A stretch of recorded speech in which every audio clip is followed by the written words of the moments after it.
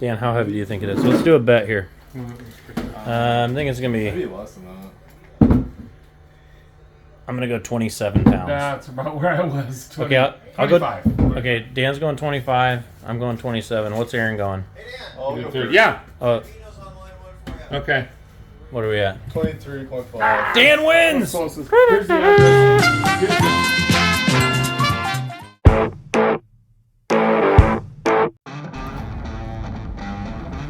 So we just got this new M7 put together with a loader on it, and my setup guys are like, we don't have a loader bucket. And I'm like, yeah, we do.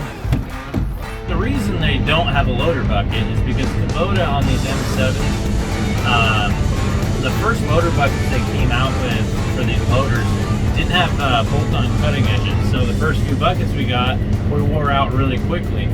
So the next dozen tractors we ordered in, we ordered without buckets, and we ordered the buckets from Lampride, which is owned by Kubota but a different company. They make a better bucket that has a bolt-on cutting edge. So that's what we did to get a better bucket. And this tractor just got set up, the loader just got installed, and I'm just gonna go find the bucket for the guys,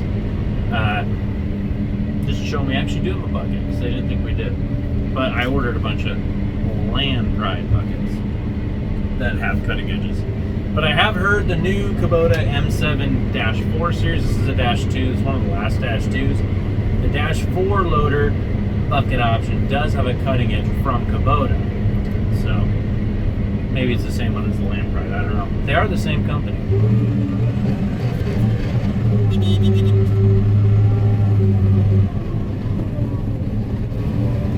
A little bit of a tight fit.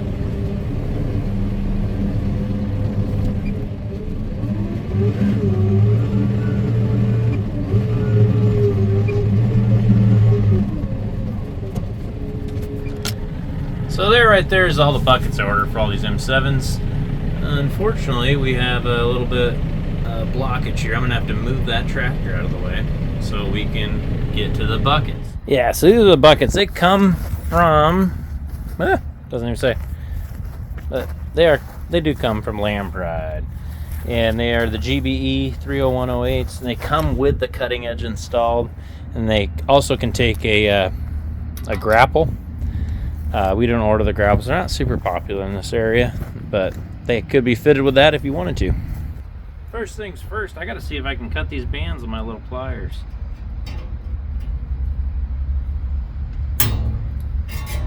Halfway, just a little scissors. Oh yeah. Uh-oh.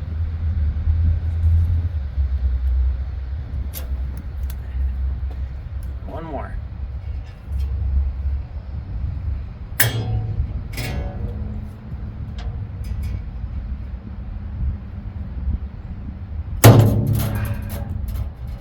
It's good. So it's always nice when I can get that first try. I do always, when I hook up a big bucket, especially like this, I like to dump them to make sure I can see the pins are locked. But just double check and make sure it doesn't fall down when you don't want it to, but that's what I always do. So this thing's ready for a wash. Oops. Heartbreak. Yeah, as you can tell, this thing hasn't been washed yet, but it is brand new. Now it's got its bucket. Now I can go stage it to get washed, and we'll get it pictured and put on the web. It's a brand new tractor. Kubota came out with the M7 series in 2014. This is a M7-132. The last number is the 2, meaning it's the second generation. The first generation we're done with. The second generation, this is one of the last second generations ever, because they're already starting to make the fourth generation. Fourth generation looks very similar. They've done a few updates, but the second generation were a really good tractor. This is a deluxe model, 132 horsepower. The deluxe model doesn't have as much premium. It's still a nice tractor, but it doesn't have the premium features like the screen in the cab. It's a little bit more simple, a little bit more cost effective, but it's still got the same frame, same transmission as a premium power shift would. It's got A, B, C, D, and E range. and it's got 6 gears in each range. The first generation M7 only had 4 gears in each range. The M7-2 series, they moved to the 6 gears on the power strip models. And then they skipped generation 3. You might ask why. Well, they introduced generation 3 in Europe a year ago. I guess it's the same thing as generation 4, but 4 is American, the 3 is for Europe. Just the way they did it. But anyways, we'll get this staged again for wash, so it can look pretty when you want to come look at it and buy it. What'd you do? Water. Nice. So in case you didn't hear him, that tractor has water in the tires. We get some tractors used from all sorts of all parts of America, and the rear tires, usually put fluid in the rear tires for ballast, and usually it's it's probably not calcium, it's a beet juice and viral ballast concentrate. Up here, it doesn't freeze, it's antifreeze solution. But in some parts of the country, they use water because they don't have to worry about freezing. We check everything we get in when we get it used, make sure it has the proper fluid in the tires. So when it does freeze up here, we don't break rims and all sorts of stuff. But that's what was going on there. He's draining the water out. Looks much better with a bucket. You're still draining the water out of that thing? Well, I took the whole floor out. Oh, now you get a real sprinkler. Yeah. Where's that water from? No, it's one we probably came out of Arizona or California. Where it don't freeze. That's impressive. Got a lot of distance on it. Hey, stand in a certain way. Oh, Jimmy, what are you doing? Remember this tractor, it's the Branson with a locked up front end. Something is wrong with this tractor. Yeah, we're just gonna put her back in its hole if we can get there. There we go.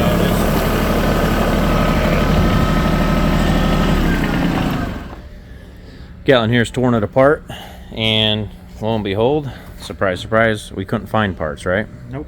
No. So some of the parts from Branson are no longer available. This tractor's only, it's not very old, but we were able to cross-reference some Kubota bearings, right? Yeah, essentially all of them. All of them. And yeah, so what actually broke? There's a bearing goes right on the inside of the cover, right in here, and every single ball bearing was split in half. Oh wow. And both cases were they were locking up. More so in reverse, if I remember right. Yeah, it would roll forwards, but as soon as it went reverse, the ball bearings would shift and it would start locking up. And that plate goes right on there. Interesting. But yeah, no. So it's not going to be, we got it in just in time. It's not going to be as bad as if we kept going with it. We would have kept going. It would have. We probably would have needed a new front cover, if not a new backing. Oh, okay. So. And we wouldn't have been able to cross-reference Kubota on that. No. Just we were able to do some. So cool. Well, that's good. That's good. We could cross-reference some sizes, and hopefully the bearings will be better because they're Kubota bearings. Yeah. Are these some of the bad parts, or? That's just from the other side. Other side. Oh, we're doing both sides? Yep. Oh, it wasn't just one side. I just know one wheel locked up, the other one didn't. Yeah, Dustin didn't want to have another debacle like the other Branson. So. Okay. No, good call. Good call. So we're doing both sides. This is part of the 150-hour service for Branson, right? Front end. Sure. Yeah, there you go. It's an old chopper in the graveyard here. It's got a Detroit in it.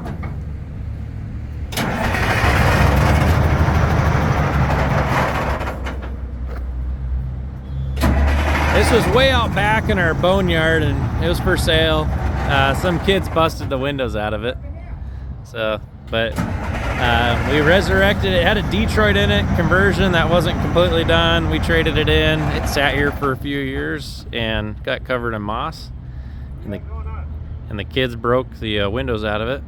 But it was on our website, and someone called and they needed it. They want some parts off it. They were gonna buy it. So we're gonna bring it to the wash bay and get some of the green moss off of it. And right now. Apparently they're having a hard time starting it now. But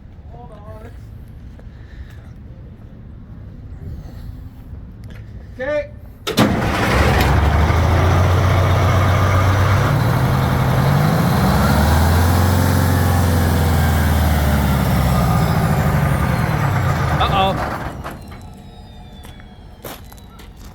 Oh, the zip tie seems to be holding in a different spot now.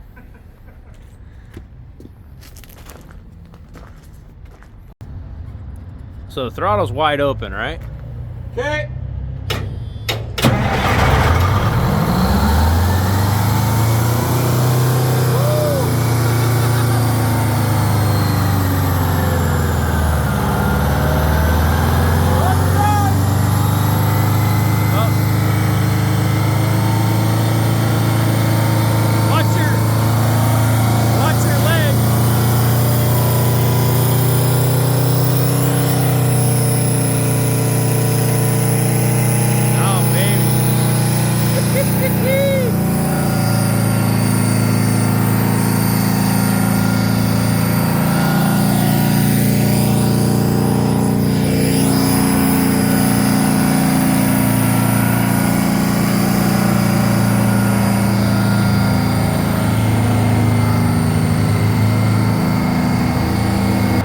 Someone did a conversion on that, as I was saying, to a Detroit before it got traded in. The conversion never got completed correctly, so when we start it up, it just goes to full throttle unless someone holds the throttle back. It's not hooked up in the cab. So to get to the wash bay to wash it off, it's kind of a process, but that's why it's really loud. It doesn't really have a muffler either. But sounds cool. It's a Detroit. They didn't normally put Detroits in those, but that one, someone thought it was a good idea, and then it was such a good idea they traded it in. So the road in front of our store, which is normally a very busy road, the Guide Meridian, is closed for about a week. They're redoing a bridge down the road a little ways, and traffic has been pretty much nothing. It's been kind of interesting, kind of nice.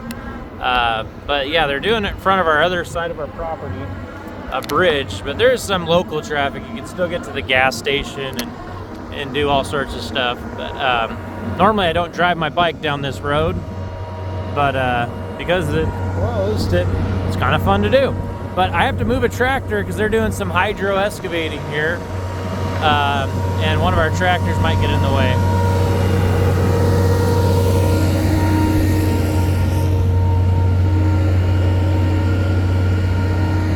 That one right there. We got to move that Axion.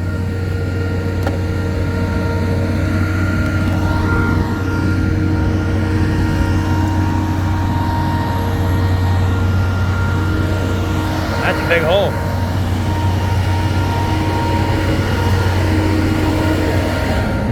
Well, you don't have to convince me twice to get out of my office and move a tractor, especially an Axion CLAAS Axion 880. Sorry, hooked to a tether. The tether it's part of the training we did, but anyways, we just left it hooked up. But yeah, I don't want them to put it in the hole or anything. You know, they're using a nice Kubota excavator. I don't know about you guys, but I kind of want to go check out the big project down the road that's closed the road. Like I said, let's go check it out. Gotta go off-roading to get up there. Whew.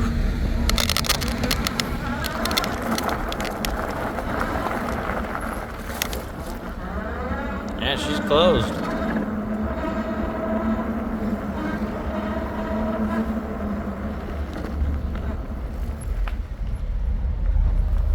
Okay. Looks to me, I'm not an expert, but they're putting a box culvert underneath the road. That's a big culvert. Yeah, got big crane there. Anyways, they're supposed to have the road closed, I think, a week for this project, but they're doing it pretty quick. It's only been closed a day and a half, and they already got the culvert in place. So, pretty cool. It's always cool seeing the cranes. I just got in trouble. I was gonna go for a swim. Yeah, I'm sorry to be the bearer of bad news. Nah, I'm just joking. No, the guy running the crane. I Yeah. sold him a tractor the other day. He told me to come and check it out.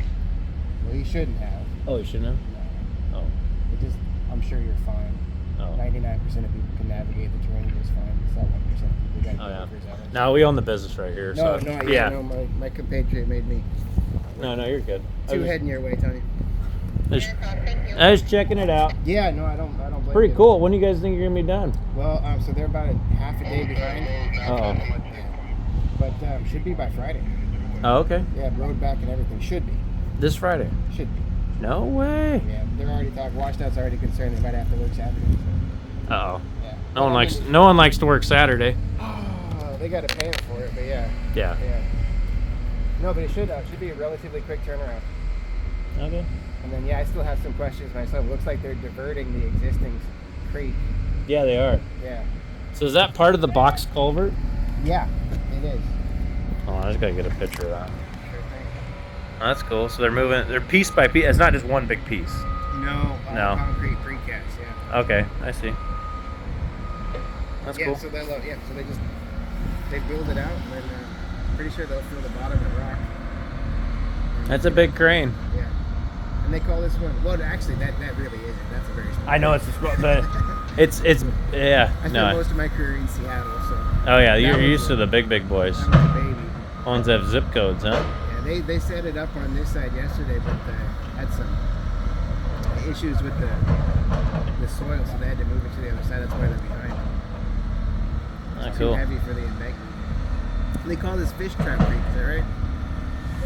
Bertrand or Fish Trap? I'm not sure. I think it is fish trap.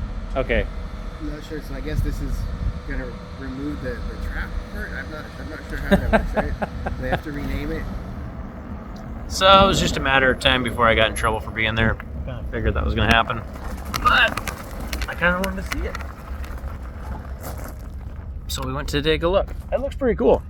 They said by Friday they're going to have that road done, which is pretty incredible. They tore it all apart, put a whole new curl. That's a huge culvert, by the way. They call it a box culvert. It's in pieces like that. It's pretty neat. I'm hoping to maybe come back tomorrow and see how far progress they made and get kicked out again, most likely. Anyways.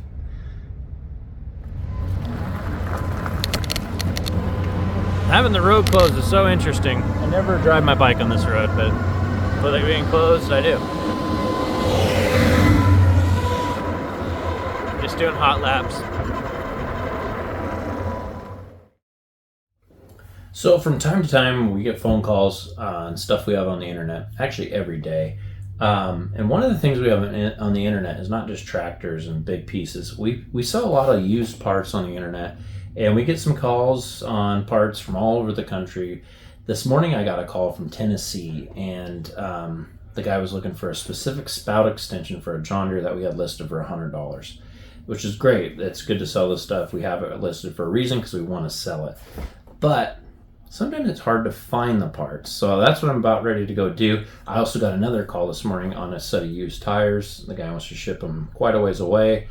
I'm going to go lay my eyes on them because I don't know how long ago the picture was taken, and I want to verify they're in good shape before we ship them out. So we're going to go find those, but I just want to let you guys know what we're up to. So this old barn here used to be a dairy barn and a chicken coop on the back. After we bought the property, we turned it into a little bit of a parts storage. And that's where I'm hoping. We got all sorts of stuff in here, but this is where I'm hoping those spacers are located for that spout that I sold to Tennessee. So let's go see if we can find it. I'm kind of guessing, but I think it's upstairs. We keep some hoods and stuff in here. We keep some random stuff. Ooh, I think I'm wrong. This isn't the spot. Some old signs. Those hoods are a separate story in themselves. Ah, bug. I think they're below in the part I didn't go into. Mainly because it looks like it might be kind of hard to get to. Oops. Oops. Whew. Got to be kind of acrobatic to get here. There we go. This is where I think the spacers may be. But I'm not 100%. Ooh, I see one.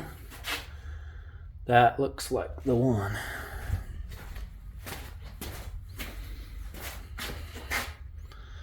get a closer look. Well, I'm reading this upside down, but 42769 is the stock number we're looking for, and it is the 10-incher right there. That's the baby that's gonna go to Tennessee. Now I gotta try to go back and get it. Ooh. Lots of spiders. I had to double check them for spiders before I pick them up. It's a little nest.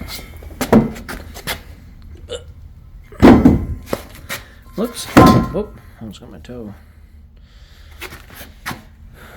Looks like 12 inches maybe. I think it's the 10-incher.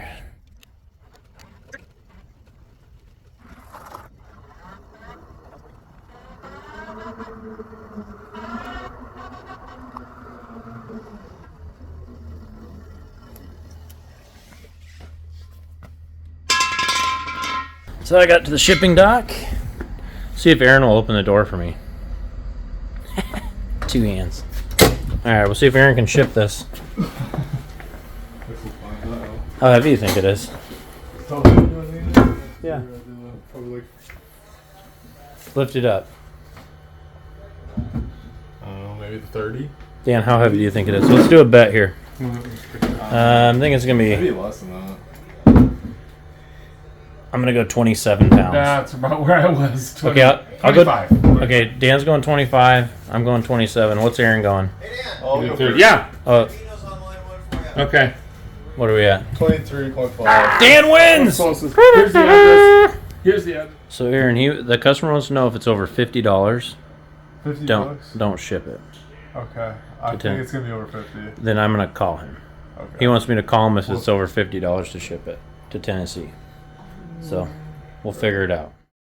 So one of the things we do here with our used equipment is we dyno it. This is a CLAAS 880 that came off a lease. We got 2 of them. This one is the second one. We had to put a new hood on it. That's why it has no hood decals yet. We're waiting for the decals, but the hood got kind of crunched. Anyways, we're going to dyno it and see where it dynos. So right now we're going to set our baseline without boost, where it's going to read out our horsepower. Judah's up there. Jared is going to be the... What do you call that? Is that a twister? To put the pressure on A the... tornado button. Put the tornadoes to it. I like that. A tornado knob. Wide open. Pouring into it.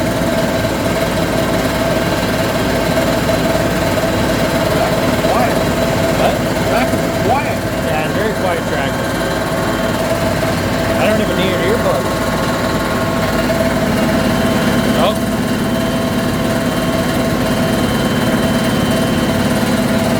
Trying to bring it down to 1,000, right? Yep.